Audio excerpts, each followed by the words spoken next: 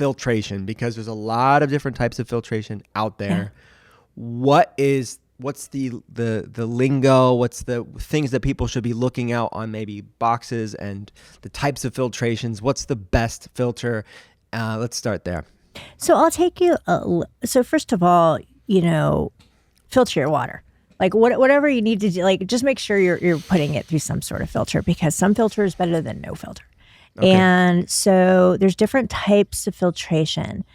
You have pitcher filters, and that's people, they sell them at the grocery store. It's kind of like my first level of filtration. And what those are is it's just a carbon block, and you pour water through it, and it's going to take out some lead.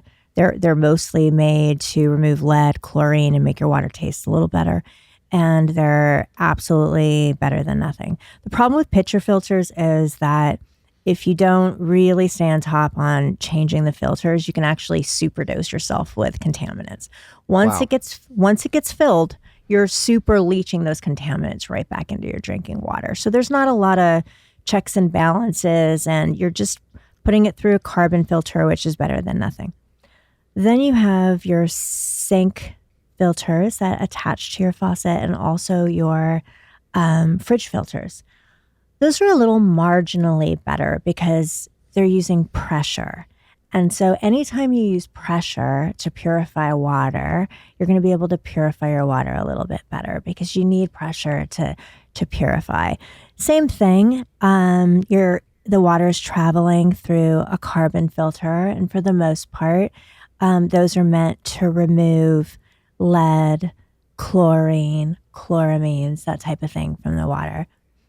And so absolutely make sure that you're using your fridge filters for ice. Keep that changed. It's the same thing. It'll superdose you with contaminants if you're not changing that filter on time. What I like is, and what we have at the company that I work with, AquaTrue, is a reverse osmosis system. So reverse osmosis, like with our AquaTrue system, you have your first filter, which removes rust, sediment, big contaminants out of the water. Then it goes through the carbon filter, which removes lead and chlorine, and then it goes through an actual reverse osmosis process.